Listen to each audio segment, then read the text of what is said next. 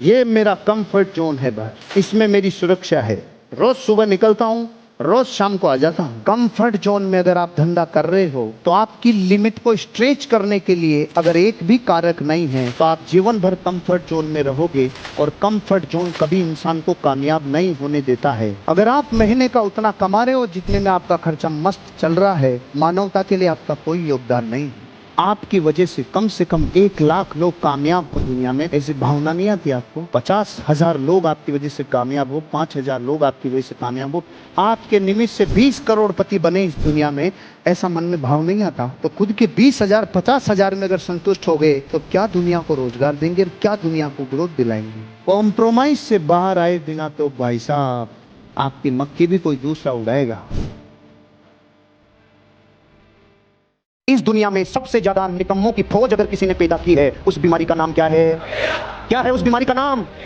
अपने माइंड, अपने subconscious mind तक डाल लेना कि धरती पे आज तक करोड़ों करोड़ों लोग जो अपनी जिंदगी में मेहनत नहीं करते हैं, अपने अंदर निकम्मापन ले चुके हैं। ऐसी फौज क्रिएट जिस बीमारी ने की है, उस बीमारी का नाम है अक्रेशिया। और ये वर्ड है इटालियन वर्ड अक्रेशिया, और इसका हिंदी मीनिंग है जिसका जिंदगी पे खुद के ऊपर नियंत्रण नहीं होता है, उसको बीमारी होती है अक्रेशिया। खुद पर नियंत्रण का अभाव, खुद के ऊपर कंट्रोल जिसको नहीं होता, वो जिस बीमारी से पीड़ित होता है, उस बीमारी का नाम है।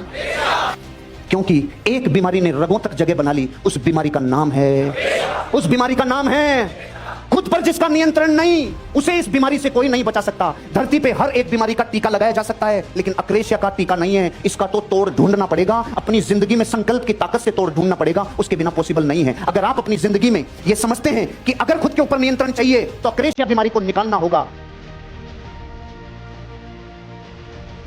हम सबसे ज्यादा लोग पूरी दुनिया में, इतने बड़े देश में गरीब बताए क्यों हैं? हमें गंगोत्री पे चोट करना ही अच्छा लगता है। अमीर जिस काम से बनते हैं हमें उसी काम से नफरत है। अमीर बनने का एकमात्र फार्मूला है, आपको कुछ ना कुछ बेचना पड़ेगा। अमिताभ बच्चन नवरत्न तेल बेच के 10 फिल्मों में जितना पैसा नहीं कमाता उतना नवरत्न तेल ने कमाता है। बेचे बिना नहीं कोई हो सकता। सचिन तेंदुलकर ने boost is the secret of my energy, जिंदगी में जितना कई मैचों में नहीं मिला उतना बूस्ट ने दे दिया। जिंदगी में ध्यान रखना, बेचे बिना अमीर नहीं बन सकते। और अमीर लोगों के डीएनए में एक चीज है, उनको प्रमोशन करना अच्छा लगता है, खुद का, अपने बिजनेस का, खुद का, अपने प्रोडक्ट। और गरीब लोगों को प्रोडक्ट बेचने में से लगता है अरे ये क्या हो गया इसके माइंड में, अच्छा खासा था तेल साबुन बेचने लग गया, तू तो अच्छा खासा नौकरी करता था। ये नौकरी को तो कह रहा है अच्छा खासा करता था। तो 84 करोड़ लोगों का तो यहाँ आता पता ही नहीं, जीवन में कुछ लक्ष्य नहीं, कोई टारगेट नहीं, कुछ जिंदगी में कर गुजरने का तरीका ही नहीं। अपने प्रोडक्ट का प्रमोशन करने में कभी पीछे मत हटना, चाहे लाख लोगों के बीच में हो, कभी पीछे मत हटना अपने प्रोडक्ट के प्रमोशन के लिए। अमीर बनने वाले लोग अपना और अपने प्रोडक्ट का प्रचार करते हैं।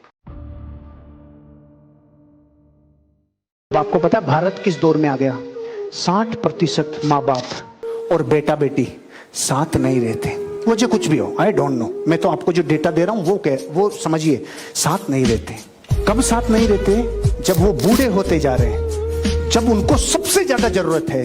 क्या कहें, इस बात को साधना के रूप में लेना, कोशिश करना आपके माँ बाप आपके साथ रह सके। जानबूझकर जो कामयाबी चाहते हैं ना, उनको यह आशीर्वाद के रूप में मिलता है।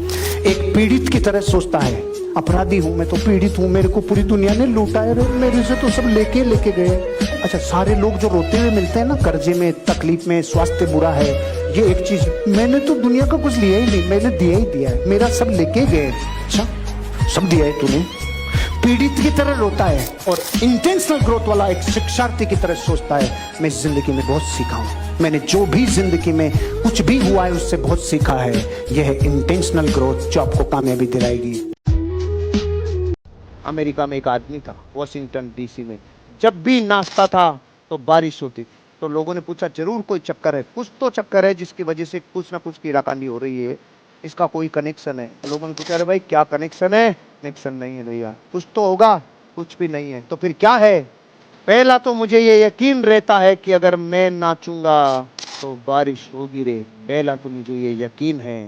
दूसरा, मैं तब तक नाचता हूं जब तक साली बारिश हो नहीं जाती। तब तक नाचो मार्केट में जब तक आपकी सेल हो नहीं जाती।